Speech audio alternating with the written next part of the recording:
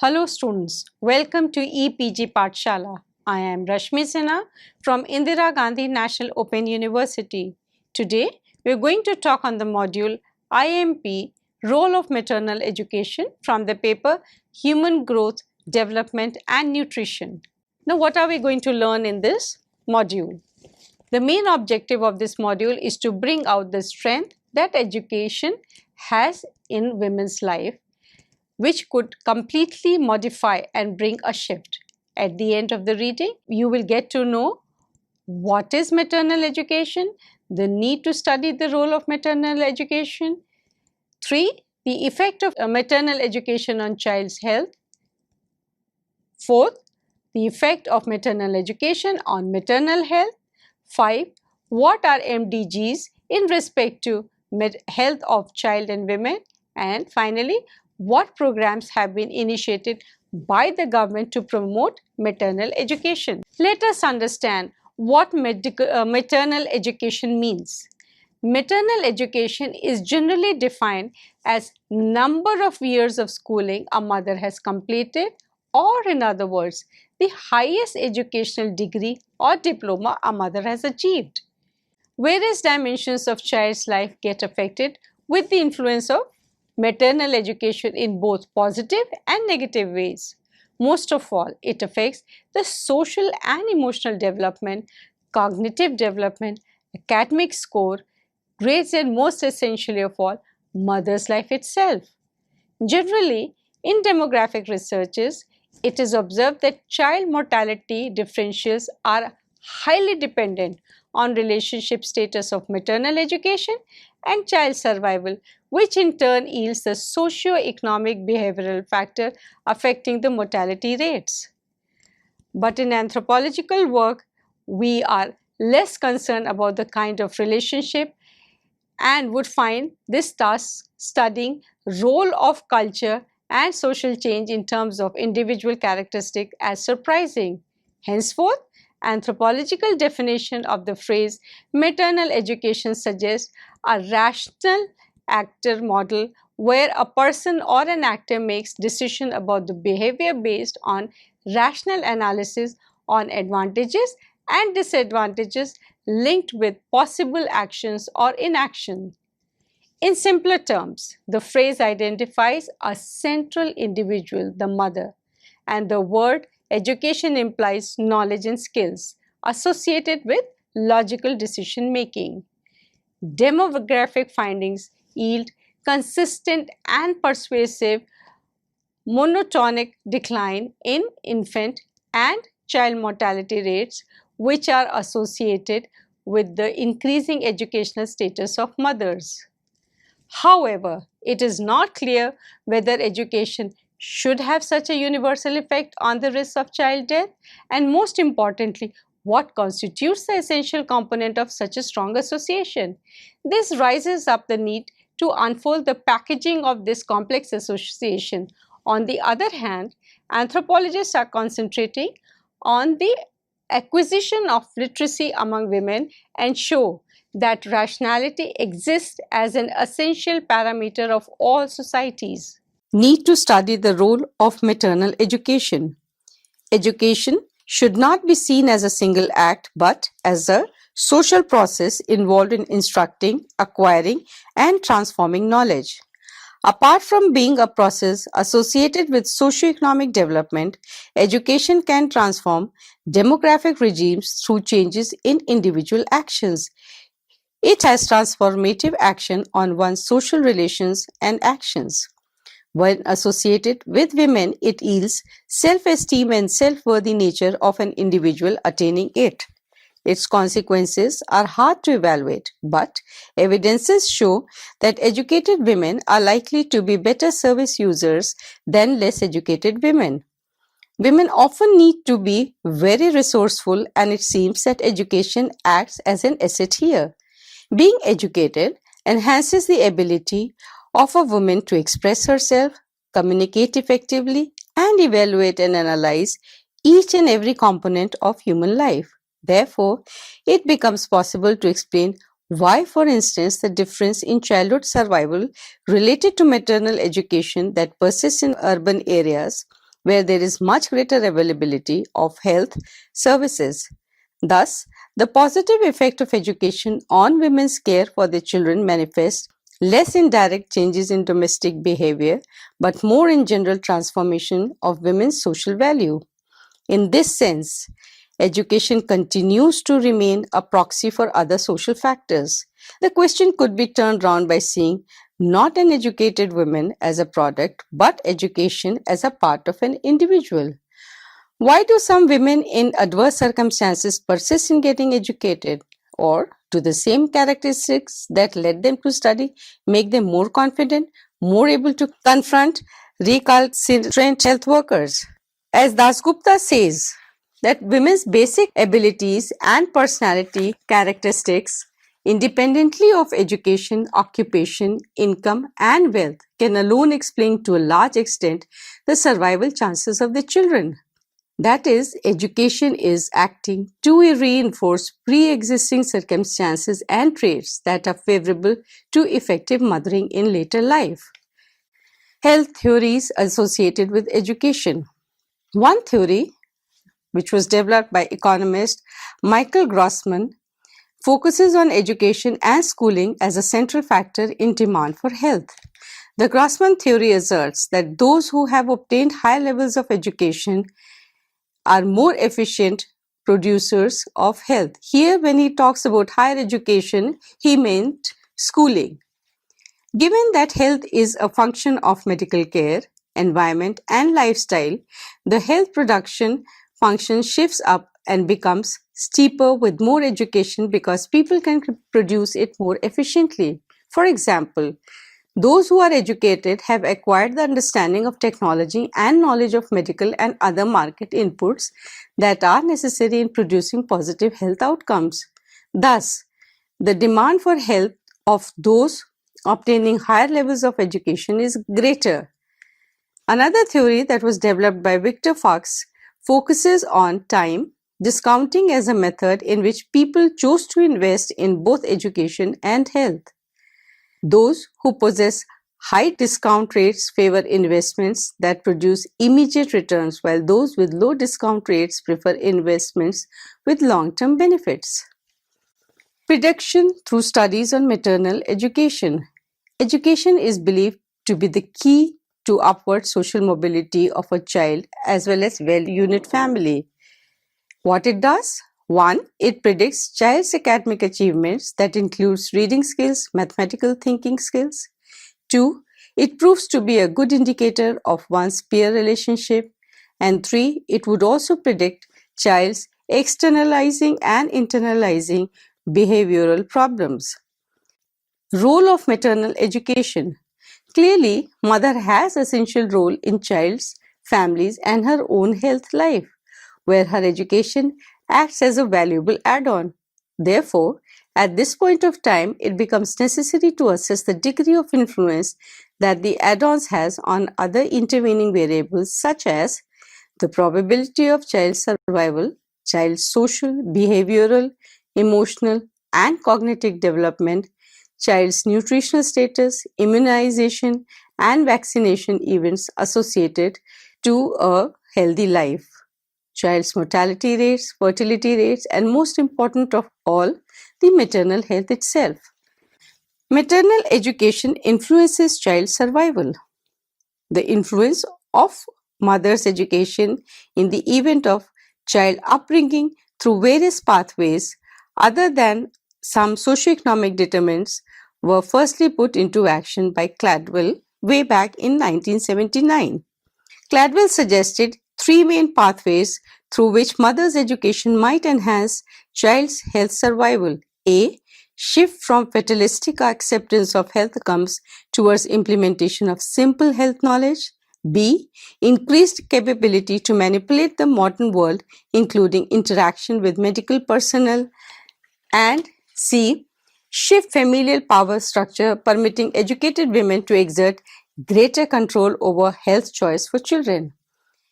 Such an association is found to prevail in similar consistency in both rural and urban settings. There are few empirical evidences that help in understanding that children of an educated mother are more likely to survive in infancy than that of an uneducated mother. This approach is based on social and economic differences as well as the actual and direct could not be well specified. Usually, the educated mother either belongs to the city or urban setting or to the powerful elite clan or tribal family and therefore tends to have a better access and availability of resources as food, water, sanitation, which ultimately gives a positive mark on the health status of the child and other members of the family. In a general setup, we see that educated mothers have the following specialities while considering health-related aspects of family. She is able to assess medical services and follow advice as prescribed by medical practitioner. 2.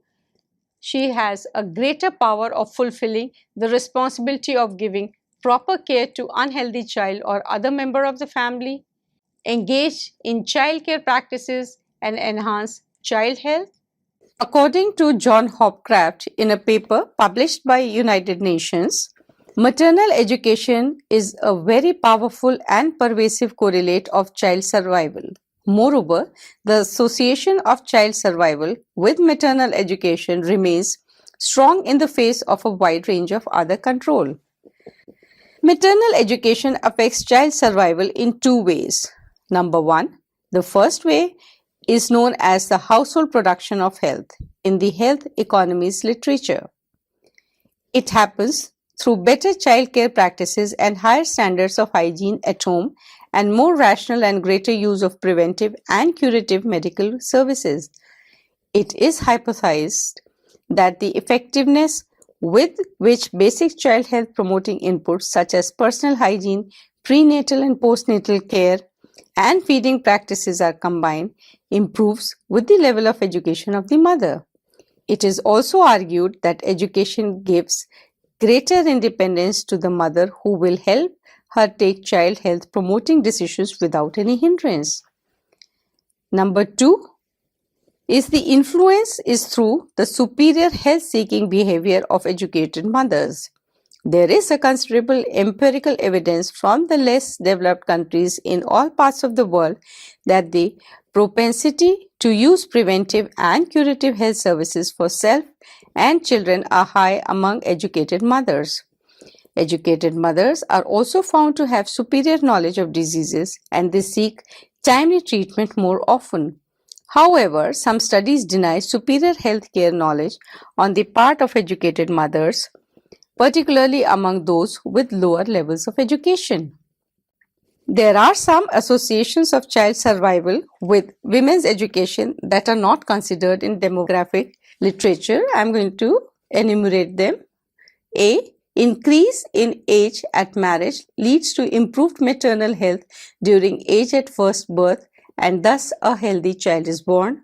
B. Decrease in maternal mortality rates due to proper education system that tends women to go for regular health checkups and let the women know about the hazardous situations. C. An educated woman receives trained and professionally handled delivery, thereby reduces morbidity frequency and maternal mortality rates. And D. The most important of all, an educated woman is aware of prenatal care and benefits that she and her child could obtain from immunization and vaccination. To sum up, the availability evidence indicates a strong and independent association between mother's education and child health, but the exact mechanism through which it operates are yet not clear. Maternal education leads to child socio-behavioral and cognitive development. Education is believed to reduce inter- and intragenerational transmission of social inequalities. It not only acts as a tool of empowering women, but also helps them to bring up their children in a more efficient manner. In terms of cognitive development of child, education can enable women to provide a cognitively stimulating environment for their children, also use language which is developmentally enhancing and support the physical, social and emotional development of the children.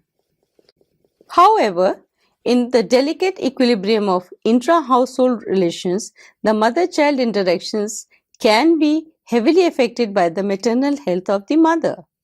Mental disorder during pregnancy and months following childbirth can alter the home's environment.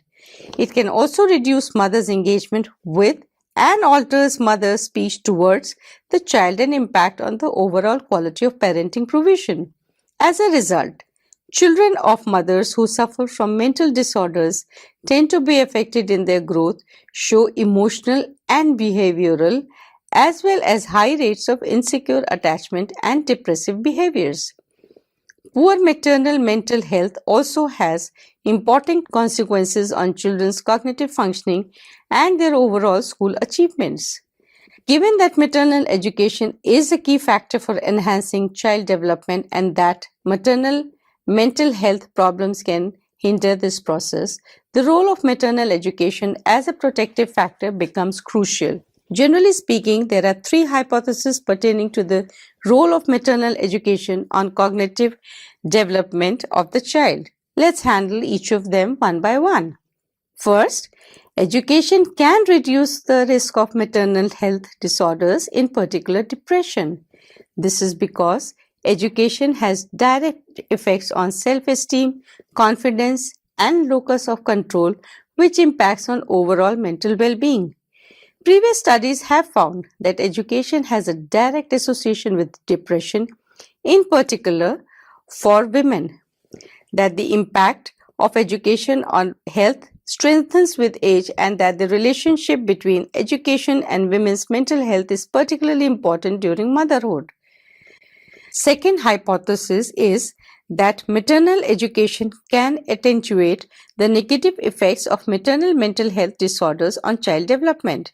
Due to their education, mothers who suffer from minor psychiatric disorders can be empowered to better manage their health conditions. In other words, the magnitude of the relationship between maternal depression and children's school attainment is reduced when maternal education is introduced as a control in the analysis.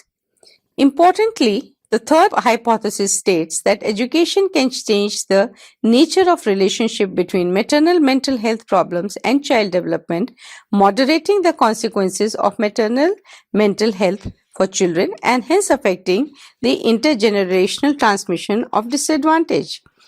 The association between maternal mental disorders in the post-birth period and child development is stronger among families living in socioeconomic deprivation. This suggests that maternal mental illness does not affect children equally within the population. It is possible that maternal education can enhance or hinder existing inequalities. Maternal education and child's nutritional status or physical development. It is an important perspective. In developing countries, maternal education has a positive impact on the nutritional status of a child. In most of the planning and developmental strategies, education remains as an essential element.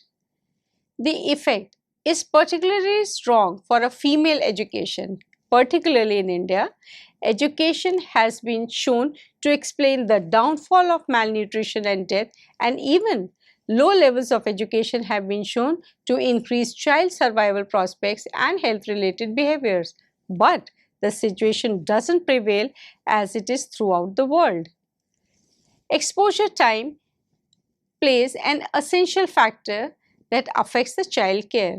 The overall quality of a child care gets enhanced when there are other household members other than mother who are capable enough to offer this potential.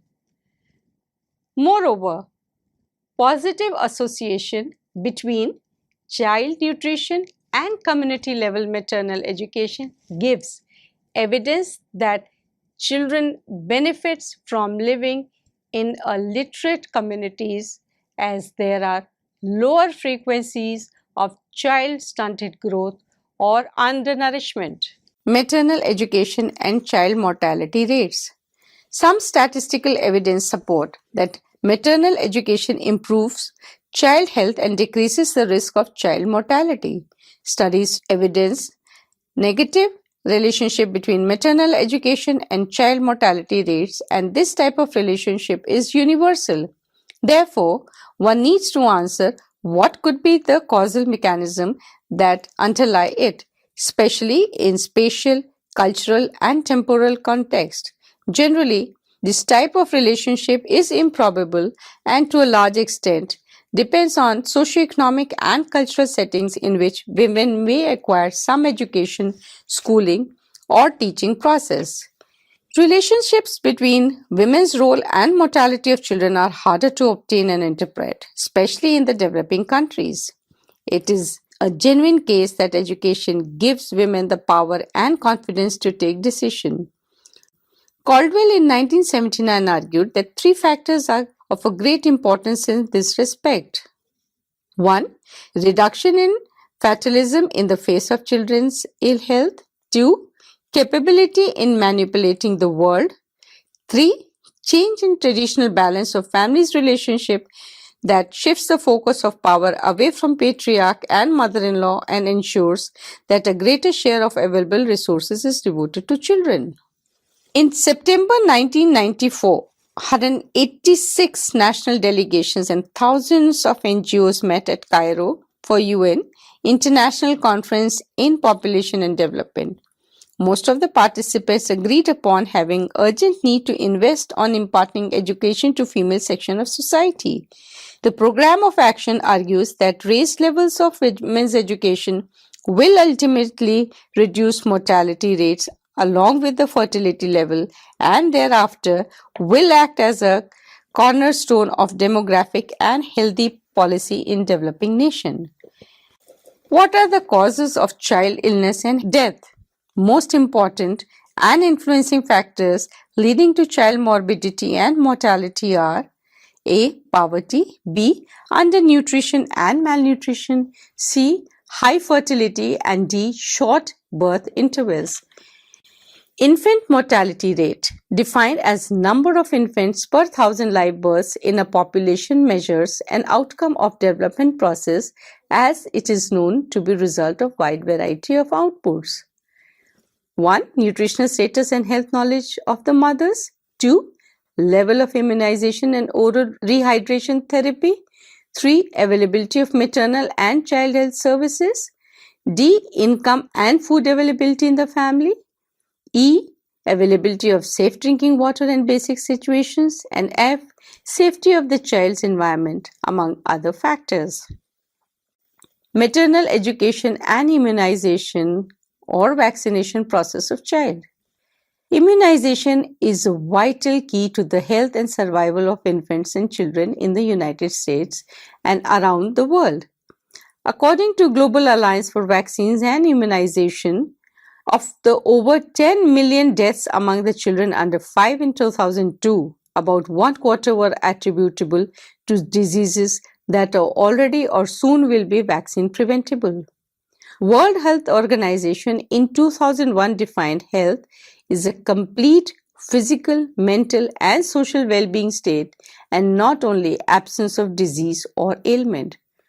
4 of the major vaccines needed to reduce the risk of poor health in children include diphtheria, tetanus, toxoids, acellular pertussis vaccine, that is DTP, inactivated poliovirus vaccine IPV, and measles, mumps, and rubella vaccine MMR, and Haemophilus influenza type B vaccine, that is HIB.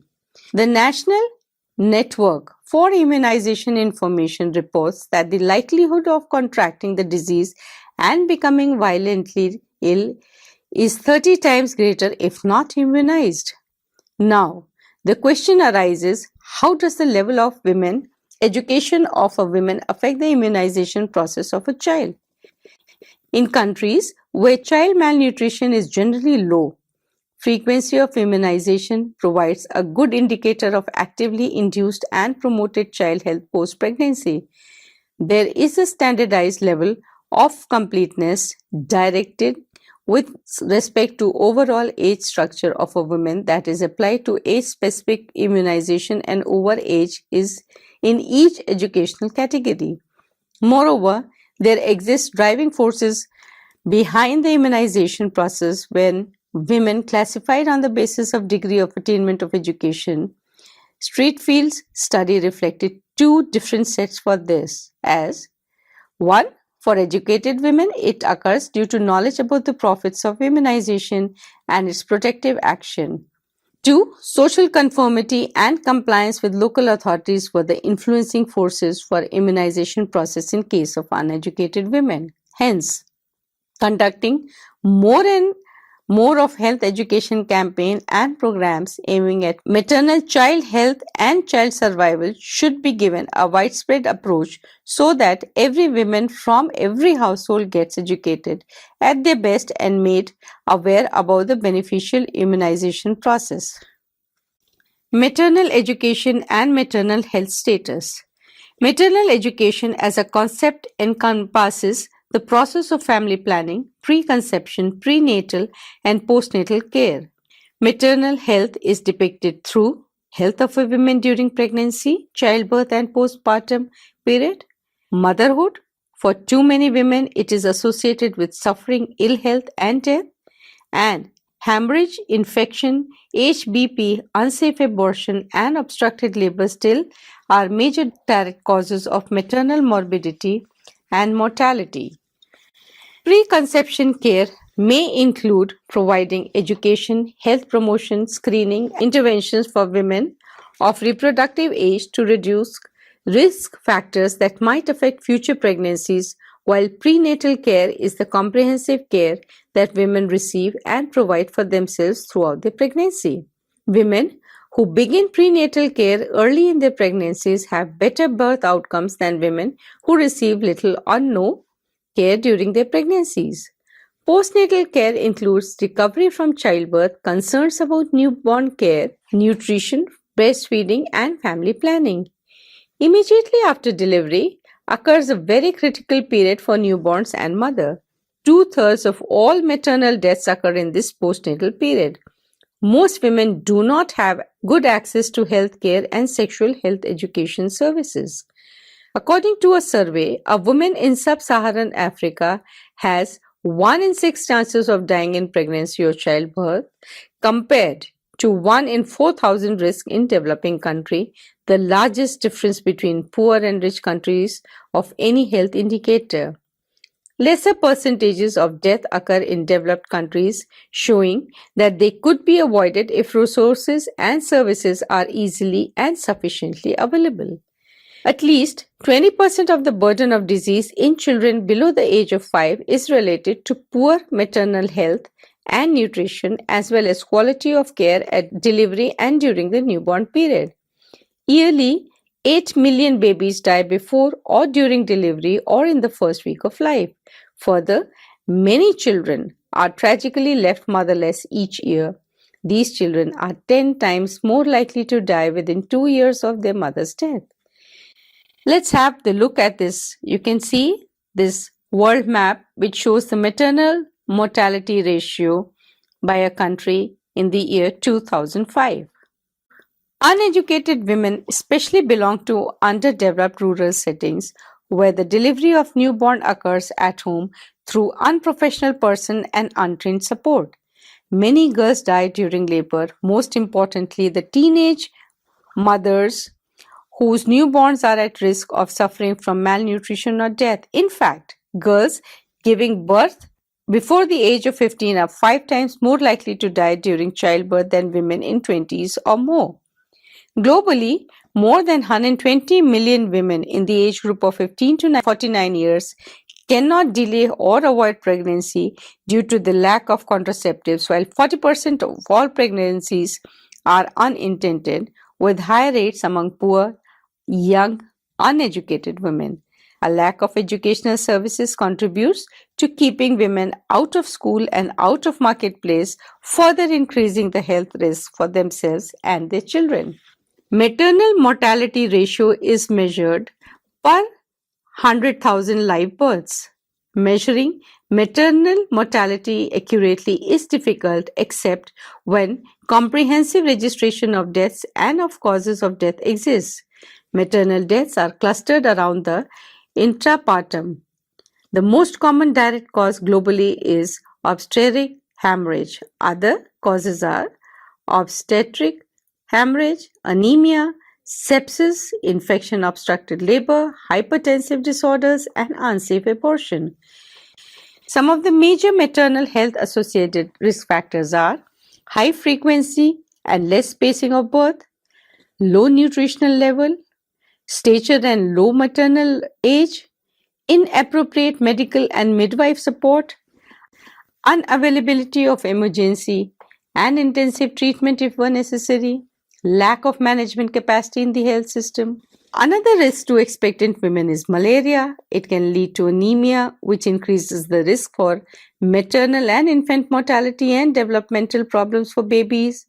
And HIV infection is another increasing threat.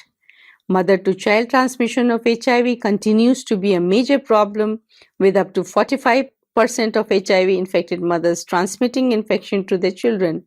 Further, HIV is becoming a major cause of maternal mortality in highly affected countries in southern Africa, especially with the TB re-emergency. When we have such an alarming level of maternal death rates, educated women behave in a more matured and responsible manner. Let's discuss what interventions an educated mother adopts when she happens to face any of the health-associated risk factors. Educated mother is aware of positive impact of immunization and vaccination for healthy mother and child. She could easily communicate to a medical practitioner about the symptoms of anemia, and after knowing it, goes for proper folic acid supplementation. An educated mother goes for syphilis screening and proper treatment to avoid any kind of harm to the baby. She learns all the complications and symptoms that could be faced by her during pre-eclampsia and eclampsia and goes for prevention through calcium supplementations. She follows intermittent presumptive treatment for malaria and pregnancy, learns about antibiotics for premature rupture of membranes, goes for detection and management of breach. She undergoes labor surveillance. She adopts to clean and hygienic delivery practices. She is well aware about the importance, mechanism, and duration of breastfeeding her newborn. She goes for prevention and management of hypothermia. She knows the relevance of kangaroo mother care for low birth weight newborns. Regularly checks newborn temperature for their health management, proper regulation and check of pure water, sanitation, hygiene around the baby and herself to avoid any disease born out of air and water, detection and treatment of asymptomatic bacteriuria. She is well aware of how to resuscitate a newborn, knows about community-based pneumonia case management including antibiotics, and educated mother adapts to oral rehydration therapy while the young one is suffering from dehydration. Therefore, we conclude that women who are educated about reproduction and reproductive health are able to make better decisions for their families, make better use of existing social services, and make a higher education contribution to household income. Furthermore, women with some formal education are more likely to ensure that their children are immunized and are better informed about nutrition. Indian motherhood programs. There have been several initiatives taken up by the government as well as non-government organizations that are focused in women's empowerment through educational programs as well as health-related programs. We'll talk about them one by one. EduSat. It is a program that enhances the current knowledge of diarrhea management by facilitating lectures and training courses which would allow for dialogue and interaction of hundreds of people simultaneously. Key health issues are to be taught and discussed by doctors, medical specialists, medical students, and healthcare providers at the existing 100 virtual learning centers in Maharashtra with video conferencing health facilities linked by satellite. The Mother and Child Protection Card has introduced through a collaborative effort of Ministry of Women and Child Development and Ministry of Health and Family Welfare, Government of India. The MCP, that is the Mother and Child Protection Card, is a tool for informing and educating the mother and the family on different aspects of maternal and child care and linking maternal and child care into continuum of care through the Integrated Child Development Services scheme of Ministry of Women and Child Development and National Rural Health Mission of the Ministry of Health and Family Welfare. The card also captures some of the key services delivered to the mother and baby during antenatal, intranatal, and postnatal care for ensuring that the minimum package of services are delivered to the beneficiary. Measles immunization.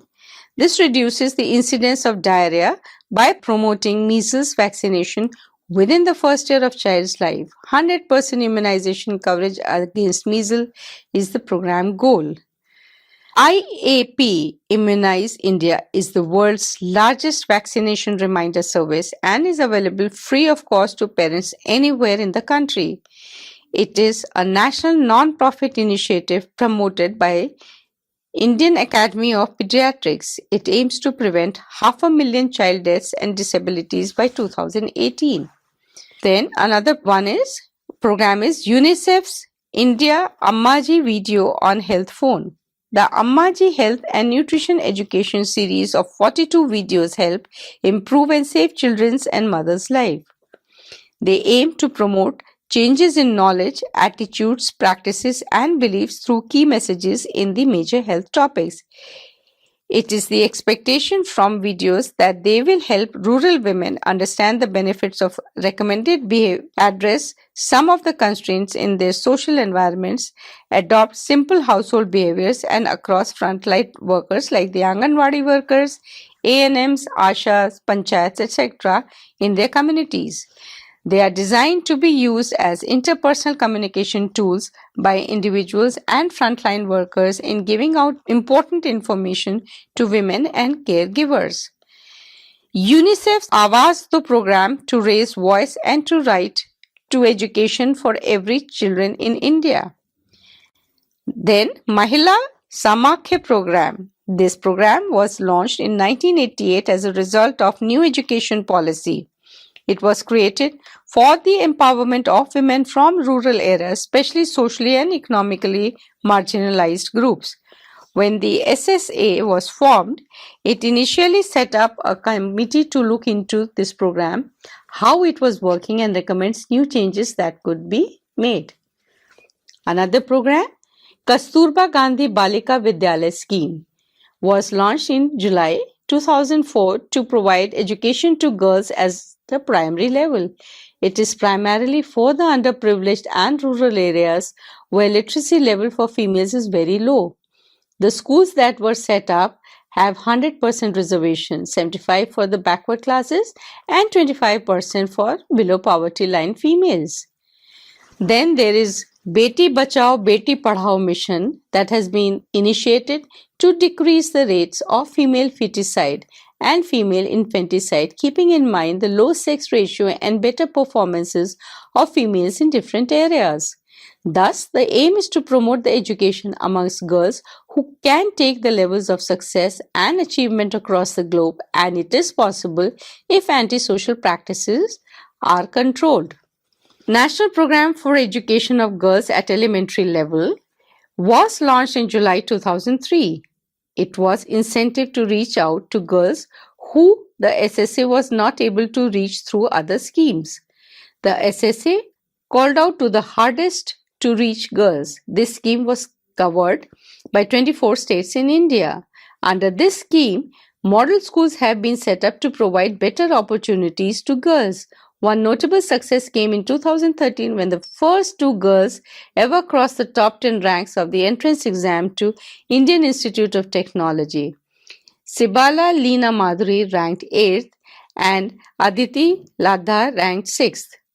Child Survival and Safe Motherhood program was to reduce mortality rates and increase the health of mother and child. Some of the other programs emphasizing on maternal education and maternal health are Rural Child Health and National Rural Health Mission, Janani Saraksha Yojana, Asha schemes, etc. Millennium Development Goals. The Millennium Development Goals are the eight international development goals that were established following the Millennium Summit of United Nations in 2000, following the adoption of United Nations Millennium Declaration. All 189 United Nations member states at the time committed to help achieve the following Millennium Development Goals by 2015. 1. To eradicate extreme poverty and hunger. 2. To achieve universal primary education. 3. To promote gender equality. 4. To reduce child mortality. 5. To improve maternal health. 6. To combat HIV, AIDS, malaria and other diseases. 7. To ensure environmental sustainability. And 8. To develop a global partnership for development. The fifth Millennium Development Goal put forward by United Nations proposes to reduce the world's maternity mortality ratio by 75% by the year 2015. Many pregnancy-related deaths are preventable and maternal mortality remains high in Latin America. Nevertheless, according to a recent independent study of 181 countries by Hogan et al., and contrary to the previous reports that showed very little decrease in maternity mortality ratio over decades, the global MMR declined from 422 to 251 per 100,000 live births between 1980 and 2008. In particular, low-income Latin American developing countries such as El Salvador, Guatemala, Nicaragua, Ecuador, and Bolivia have made substantial progress in reducing MMR. Factors such as fertility rate, per capita income, educational attainment of the female population, access to adequate maternal health facilities and personnel are all thought to be important determinants of maternal health. Additionally, it has been suggested that abortion prohibition may contribute to high maternal mortality rates. Finally, although the influence of other development process indicators such as clean water supply and sanitary sewer access on maternal mortality is virtually unknown, these factors likely influence population health by decreasing epidemics and mortality from diarrheal infectious disease. Interestingly, research has consistently observed an inverse correlation between women's education level and maternal mortality in the developing world. Recent studies have corroborated the findings that educational attainment is a strong independent predictor of all-cause mortality, having simultaneously a modulating effect on other factors.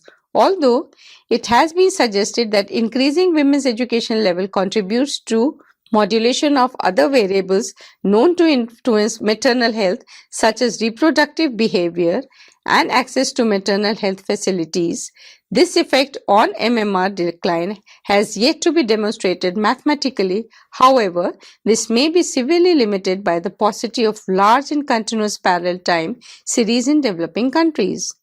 A recent review of the MDG progress shows that the world have only 32% of the way to achieving the child health goal and less than 10% of the way to achieving the goals for maternal health. Unfortunately, on present trends, most countries are likely to achieve either of these goals. Millennium Development Goals 4 aimed at reducing childbirth by 2/3 between 1990 and 2015. Millennium Development Goal 5 has the target of reducing maternity death by 3/4 over the same period. Let us summarize what we have learnt in this module. The world on progression, the nation is on progression, but the fact is that this progress occurs only on socio-economic front. We still have the low health status of females all across the globe, particularly in our country in India. Although government has been taking various initiatives since so many years to improve the health of females, there has been lack of its proper implementation and many people are still beyond the outreach of these programs and plannings. Even today, people fear their child being vaccinated or going to medical professionals for their delivery. So much